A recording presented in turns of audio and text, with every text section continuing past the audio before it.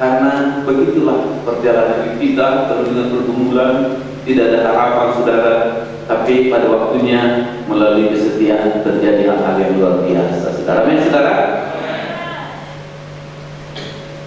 Mestinya yang khotbah malam hari ini adalah Bang Rafi Bultong saudara, tapi seperti kita tahu karena operasi katanya betul-betul saudara kalau tidak salah, maka Bang Rafi Bultong telepon saya hari Minggu yang lalu, 8 hari yang lalu. Oh, mungkin saya kemungkinan besar akan operasi, tidak tahu persis harinya, ya, tapi saya bilang baik. Pokoknya saya standby. Kalau kamu sehat, kamu tidak jadi operasi, kita sama-sama di Majalengka, kamu yang melayani, ya. Tapi Bang Rafi saudara memang nggak hadir, akhirnya saya menggantikan. Haleluya saudara. Ya, memang saudara, saya memang, ya karena begitu saya beritahu juga tema. Ini tema kita juga sudah. Jadi saya memang menyiapkan tema yang memang agak berbeda, tetapi intinya sama. Amin saudara. Baik, Bang Petrus. Ya, sama saja kita membuka Efesus pasal 1 saudara. Efesus pasal 1, ya. Karena untuk firman Tuhan tadi kita tidak berdiri, sekarang pada firman Tuhan kita berdiri ya. Mari kita berdiri. Kita akan baca Efesus pasal 1 saudara, ayat 15 hingga 23. Saya akan baca ganjil, saudara baca ayat genapnya. Ayat 15 mulai Efesus pasal 1, 2 untuk pengertian tentang kemuliaan Kristus. Karena itu setelah aku mendengar tentang imanmu dalam Tuhan Yesus dan tentang kasihmu terhadap semua orang kudus,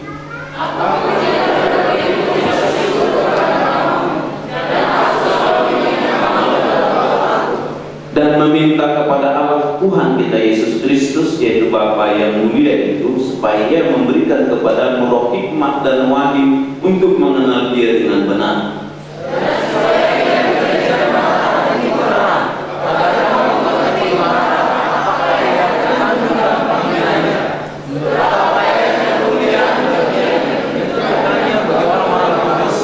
dan betapa hebat kuasanya bagi kita yang percaya sesuai dengan kekuatan kuasanya.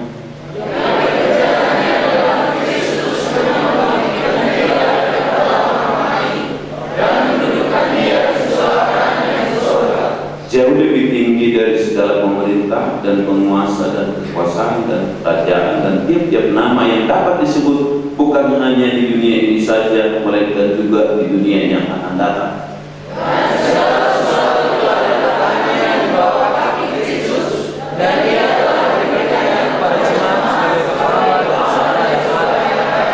Ayat 23 kita baca bersama-sama. Ya, jemaat yang ada tubuhnya, yaitu kepenuhan Dia yang memenuhi semua dan segala sesuatu. Terima kasih, berbahagia membaca dan merenungkan, melakukan firman Tuhan.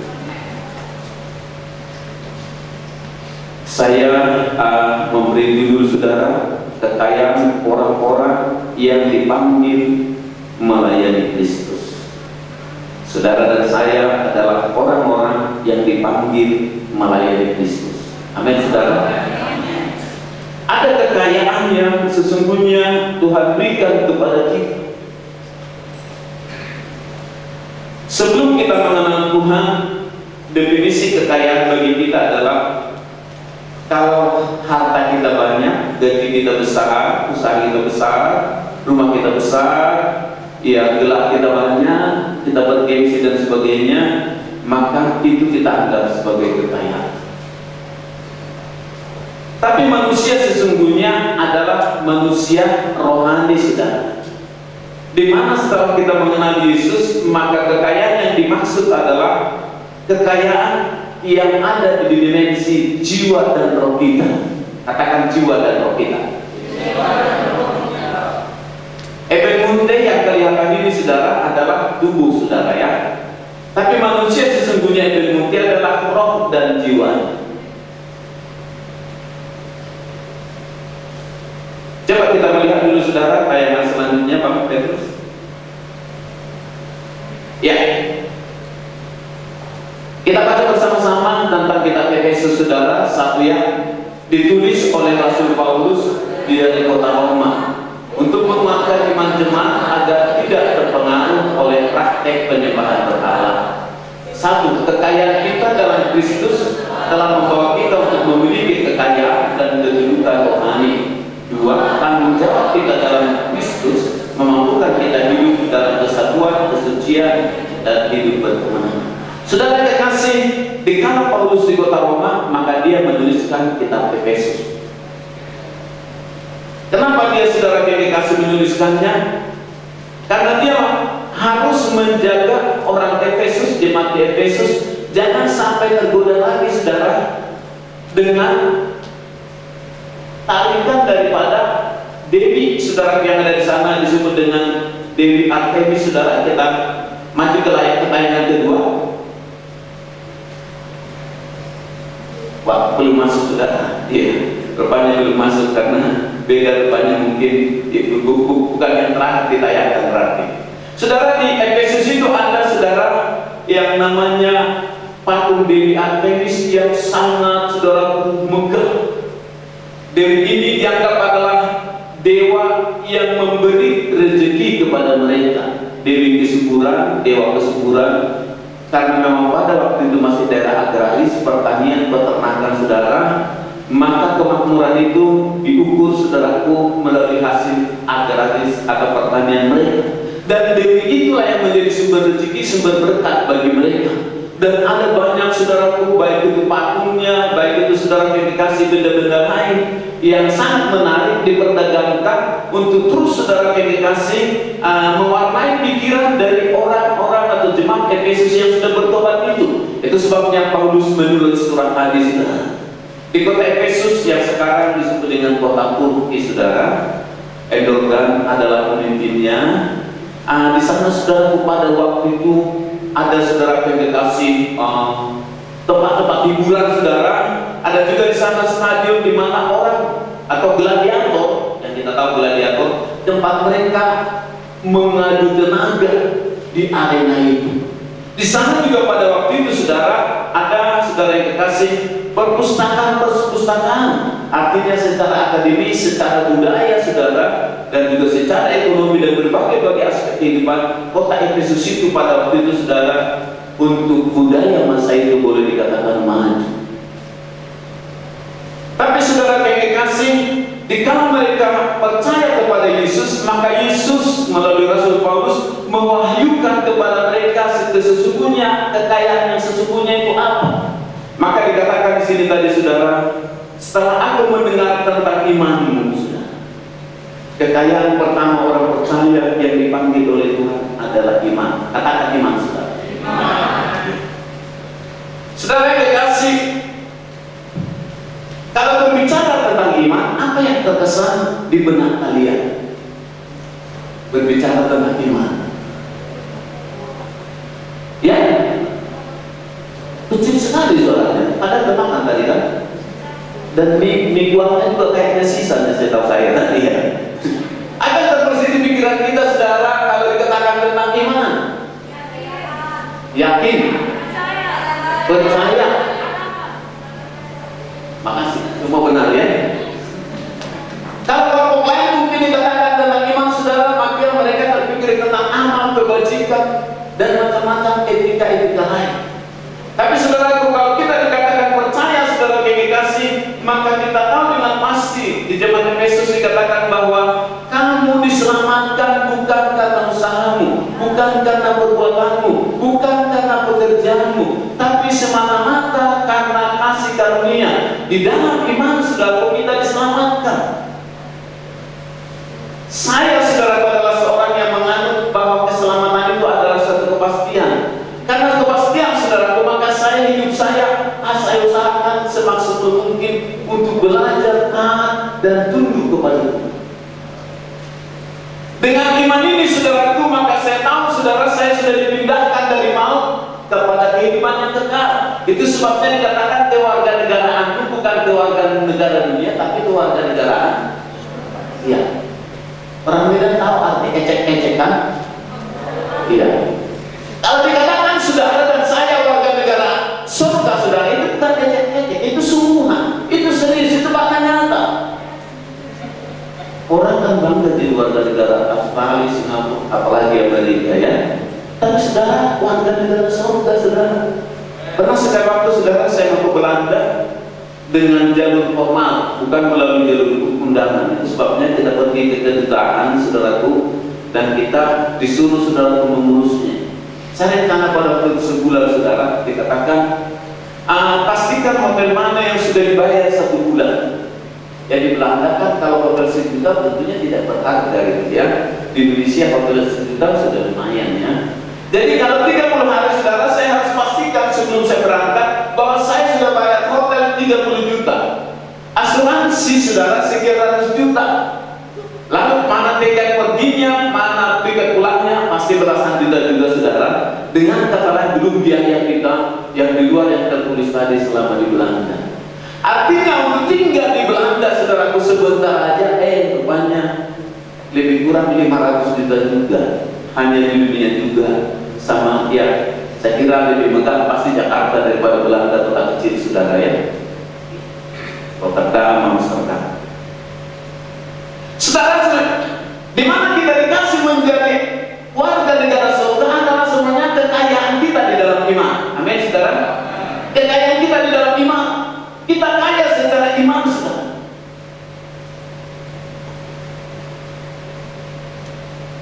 Saya melihat tadi ada Yani di sini saudara, masih ada kan? Iya, tadi ada Yani ya. Iya, yang tunjuk tangan itu namanya Yani saudara. Kalau nggak kenal ya. Sekitar bulan-bulan saudara kekasih Agustus saudara tahun 2010, 11 tahun yang lalu, yang ini telepon saya, Om, kita mau inaugurasi Om, untuk biaya makan nggak ada Om. Ya, beres, saya datang, saya bilangnya, itu ada yang saudara. Om Tan itu meninggal tahun 2008, 2009, 2010, karena pada waktu itu sedang digalakkan saudaraku akreditasi perguruan tinggi negeri, perguruan tinggi saudara, maka saudara kasih kantornya harus demikian. Kan apa sih dunia bohong saudara, itu kita renovasi. Ya, ada Nathan di sini, Pak. Mau gini Senayan paling banyak dia berdahara pada waktu itu kita renov sekitar 186 juta. Pikiran kita biaya saudara dikasih Kementerian Agama 100 juta. Pikiran kita selalu karena memang badan akreditasi berkata bahwa harus ada dana abadi 500 juta, yang lain-lain pokoknya jut saudara dikasih, mustahil dikerjakan. Tapi kita ada apa saudara? Ada? Ya, lihat yang berikutnya. Kristus sekarang yang menggangnya. Ya, ada iman saudara. Kenapa enggak? Coba flash design terakhir Bang Yani, ditayangin gitu ya. Ya, iman itu bertulis apa merah saudara? Ya. Sekarang kita ada iman saudara. Waktu itu kampus ini satu laptop pun tidak ada saudara. Jadi laptop dipindahkan kita itu dipinjam. Tidak ada ini, tidak ada itu dan sebagainya saudara.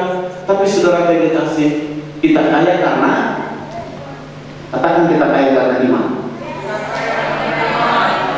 Oleh karena iman yang tidak ada menjadi ada saudara.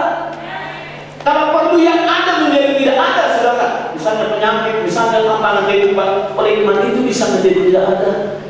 Karena kondisi itu saudara, 2008 dan 2009 kita hanya menerima sekolah Alkitab, tidak menerima mahasiswa sekolah tinggi kita.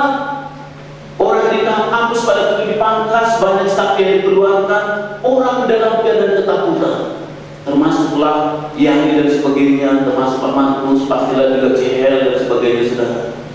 Tapi sekali waktu saudara meditasi, Yani ini bermimpi ada 2 orang pria gagah memasuki kampus. Haleluya saudara. Ya, ada 2 orang pria gagah yang memasuki kampus saudara, badannya besar, tegar dan sebagainya saudara. Karena saya katakan orang itu bukan fisiknya, tetapi adalah roh dan jiwanya. Betul atau benar itu? Iya, dia mau memangku saudara. Kalian tahu bahwa Yani itu orang jujur kan, bukan orang bohong kan? Iya, itulah mimpinya. Itu sebabnya dalam keadaan dia cemas-cemas saudara, tidak menentu bagaimana. Oh, pokoknya ada 2 pria gagah yang datang ke sini katanya saudara. Saudara kita kasih, kita menghadapi semua itu dengan iman. Saudara kekasih, iman akan membuat orang saudara mempunyai saudara kekasih tujuan hidup yang berbeda, membuat dia saudara kekasih, membuat anak hidupnya jauh sekali berbeda. Yusuf adalah seorang yang beriman. Sebenarnya godaan Potifera, cantiknya dan semuanya, semua fasilitas, kalau dia mau saudara, sebenarnya itu sangat menyenangkan. Tapi Yusuf tahu yang lain, saudaraku, dia beriman tentang apa rencana Tuhan ke depan. Itu sebabnya saudaraku, dia tidak jatuh karena godaan itu. Musa, saudara yang dikasih, adalah seorang yang sudah saudaraku dilatih, dididik dengan pendidikan paling tinggi selama 40 tahun di kerajaan Mesir, di kerajaan Firaun, saudara. Tapi saya mengajak saudara membuka ayat firman Tuhan, Ibrani pasal 11 ayat 24 sampai 26. Ibrani pasal 11 ayat 24 sampai 26. Kita bicara tentang iman yang adalah kekayaan saudara yang kekasih.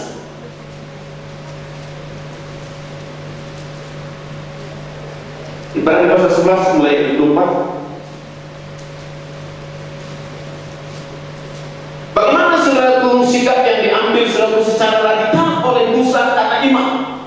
Orang Efesus, orang yang dipanggil oleh Tuhan, kalian karena beriman maka kalian mau menyerahkan diri menjadi hamba Tuhan di sini. Baik yang tingkat 4, baik tingkat 3, tingkat 2, dan juga tingkat 1. Kita adalah orang-orang kaya karena dipanggil oleh Tuhan. Ya, lumayan lama rupanya membukanya ya. Sudah kelihatan, sudah kita baca bersama-sama tentang Musa. Satu ya, karena iman maka Musa setelah dewasa menolak disebut anak putri Firaun. Ditolak, menolak, disebut, dipanggil sebagai anak raja yang paling berkuasa saudaraku di dunia. Bukan raja saudaraku, raja Malaysia yang belum tentu dunia lain tahu ya. Tapi dia adalah anak raja saudaraku, katakan dia putra seorang presiden Amerika Serikat yang semua orang kenal. Tapi dia tolak karena apa saudara? Karena iman. Mana saudara? Lanjut saudara ayat 25. Karena ia dibisukan menderita sengsara dengan umat Allah daripada untuk sementara menikmati kesenangan dosa. Inilah iman yang mengubah motivasi gaya hidup, saudara, membuat anak-anak Tuhan saudara punya militansi yang luar biasa sampai dia merasa lebih baik menderita sengsara dengan umat Allah daripada sementara menikmati kesenangan dari dosa. Saudara pernah saya ingat di sini inaugurasi seperti ini. Yang melayani adalah Sambil Pangela, sudah pendiri Abalok, saudara ya. Dia bertanya, kalian datang kemarin untuk apa? Gitu ya. Kalau ditanya kalian sekarang, kalian datang kemarin untuk apa saudara? Gimana anda tahunya? Ya salah satu sarjana lah begitu ya. Dan itu tidak salah. Tapi dia berkata sudah, bukan di bawah. Sambil berkata sudah pun dia katakan, kalian datang ke sini untuk mati. Menderita sengsara dengan malah daripada untuk sementara menikmati kesenangan dosa. Ayat 26. Ia menganggap penghinaan karena Kristus sebagai kekayaan yang lebih besar. Kekayaan dalam Kristus karena iman saudara kekasih lebih besar saudaraku daripada yang namanya Mesir, kerajaan yang menguasai seluruh dunia pada waktu itu. Berbicara tentang tahta, berbicara tentang harta, berbicara tentang segala aspek yang dianggap megah dalam dunia ini saudara. Rasul Paulus menganggapnya itu sesuatu, bukan saudara, Musa menganggap itu sesuatu yang tidak berharga, satu kehinaan saudara ya. Itu karena iman. Saudara, saya katakan kembali saudara dari sini karena katakan karena iman. Ya, kembali kita ke tayangan. Berbicara tentang iman saudara, kita boleh melihat contoh-contoh orang beriman di mana mereka adalah kaya. Johnson adalah seorang saudaraku penginjil di daratan Tiongkok. Dia adalah orang Asia pertama yang menjadi doktor di Amerika. Dikala dia di Amerika, saudara kekasih, dia banyak dapat sertifikat, dapat piagam, dapat ijazah tentunya. Dan sebenarnya Amerika tidak mengizinkannya pulang. Tapi saudara, karena ayahnya saudara kekasih, karena bangga supaya bertemu dulu, maka dari Amerika dia pulang ke daratan Tiongkok. Saudara kekasih, di tengah laut ada banyak saudaraku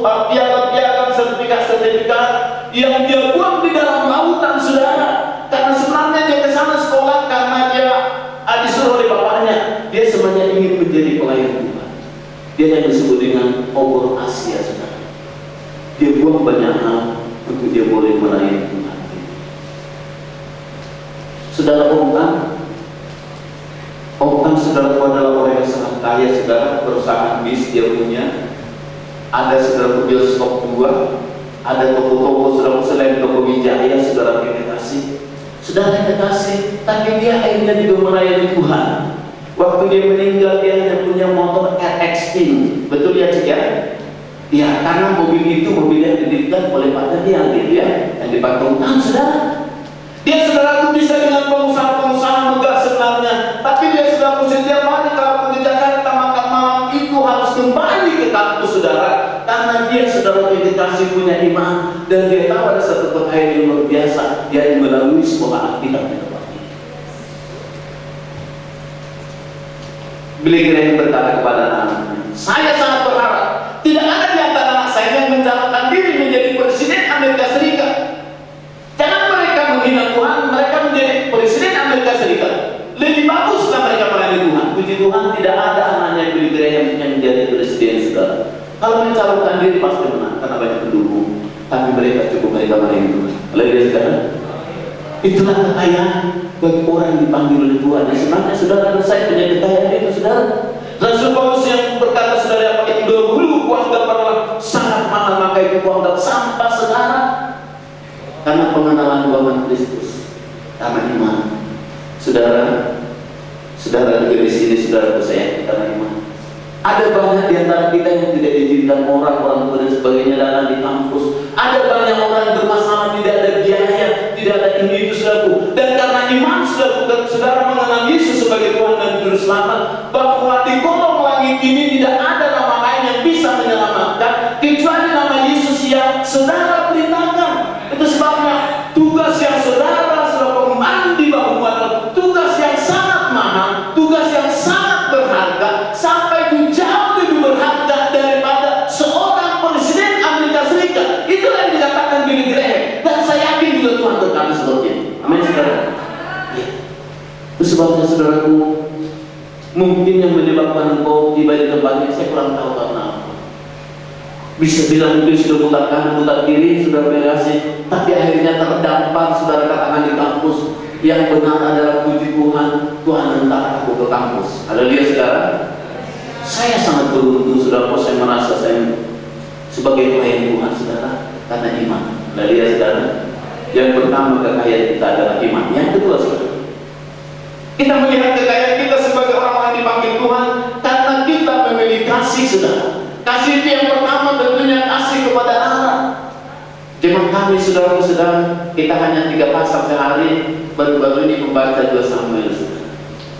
Saudara yang dikasih dalam saudara skandalnya Daud dengan Batseba, maka suatu karena skandal itu di mana Batseba menjadi hamil, maka dipanggillah saudaraku Uria suaminya. Baru saudara yang dikasih raja memberikan pemberian, dikasih banyak hadiah-hadiah, dan disuruh dia tidur ke rumahnya. Tapi heran saudara Uria, saudara yang dikasih tidur di emperan atau depan daripada rumah raja. Pagi-pagi orang pada heran, kenapa Uria tidak pulang ke rumahnya? Dari cerita yang kita angkat di Alkitab, dia sebenarnya belum sempat berbulan madu setelah menikah dengan istrinya, saudara. Tapi apa jawaban Uria, saudara? Waktu dikatakan kenapa kamu tidak pergi ke rumahmu, dia katakan yang pertama, tahu Tuhan ada di pondok-pondok. Yang kedua, Tuhanku Yoab sedang di dalam perang, teman-temanku ada di dalam perang. Saya pikir saya terhentak. Langsung dia katakan, tahu Tuhan ada di pondok-pondok. Hatinya sudah tertuju kepada Tuhan. Hatinya sudah pada sebenarnya yang namanya yang berkaitan dengan pekerjaan Tuhan. Oh, langsung dia sebut tahu Tuhan ya. Saudara, Tuhan yang dikenal dalam perjanjian lama adalah saudara masih lambat-lambat, tapi Tuhan ini itu ada di sini sekarang. Amin, saudara.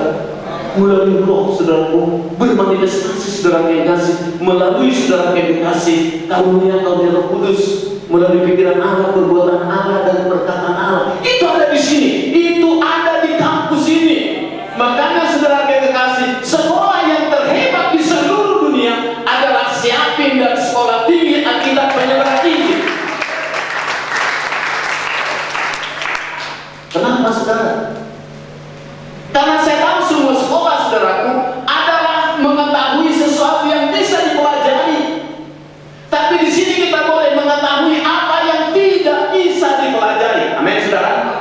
Iya.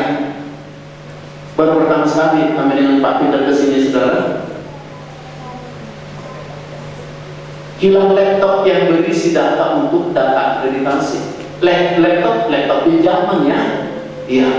Hanya beberapa orang yang tahu itu, karena yang lainnya masuk setelah 2010 sebagai staff atau sebagai apa saja. Saya, saudara yang kasih pada waktu itu, kira-kira saudaraku di lobi depan dari lab komputer itulah kantor saya dengan Pak Peter pada waktu itu.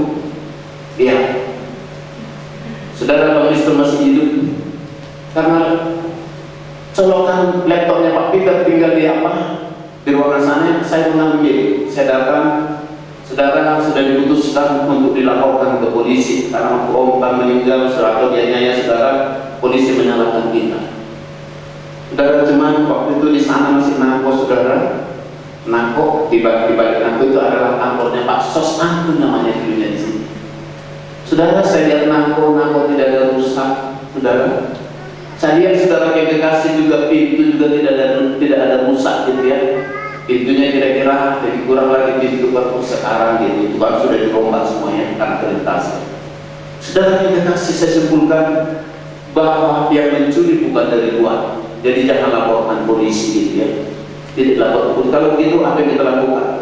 Adakan pertemuan kelas. Kelas ini dulunya masih ujung ke ujung, belum dibagi Pak kelas, saudara. Jadi depan paling sana sudah buat adalah Ibu Menteri di tengah Bang Nasional Makum, paling ujung adalah Pak Peter. Kami menghadap mahasiswa di sini. Saudara yang dikasih, akhirnya ya saya putuskan, saya katakan digeledah. Laptopnya kan 14 inci, saudara. Kampus 4,5 hektar dengan gedung-gedung yang rumit dan sebagainya begitu ya. Gimana kita mendapatkan itu kan begitu ya. Tapi hati saya sudah mendidih, saudara. Di hati saya iblis sudah menginjak-injak di kampus. Saya sudah mendidih sekali. Kami setelah memerintahkan saudara untuk digeledah, sudah mulai dari asrama putra. Saudara yang dikasih, di sana saudara yang dikasih, kami belum mafia, belum duduk sudah di kantor kami di sini, duduknya di depan saudara kantor perpus itu, saudara. Udah ada sorak-sorai huri gitu ya. Ya, rupanya baru kali pertama sudah dibuka, mungkin dan mana sih kepada itu saya kurang tahu gitu ya. Iya, sudah dikasih, rupanya langsung ditemukan di sini laptop itu, sudah. Ya, akhirnya terjadi lagi pertemuan kelas. Di pertemuan kelas, ya, orang pada sukacita. Tapi saya sudah ngamuk, udah ganas saya sebenarnya. Saya Pak Peter bilang, Bapak bisa kebanyakan marah seperti itu katanya. Kalau berbicara tentang pekerjaan bos saya sedih marah, saudara ya. Iya. Saudara yang kasih, ternyata almarhum berkata seperti ini, puji Tuhan sudah ditemukan. Kalau memang mengambil adalah dari sini. Waktu masih saya katakan kalau yang mengambil ada di sini, saya katakan kurang ajar kau, bukan kau ada di sini. Maksud saya kepada saya, bukan kepada almarhum sama kita. Kurang ajar kau. Pencurinya ada di sini, saya bilang. Pencurinya ada di sini. Ada yang Bodido 9 juta, saudara. Jadi kami ada sini, sebelah sini Bodido 9 juta, sebelah sana Sandi Bega, saudara. Bodido 9 juta bilang tadi pagi Tuhan sudah beritahu siapa yang mencurinya dia. Belum dia ngomong Sandi Bega, saudara, yang ngomong dari sana. Tadi pagi sudah Tuhan suruh beritahu siapa yang mencuri, saudara. Yang dari sini Bodido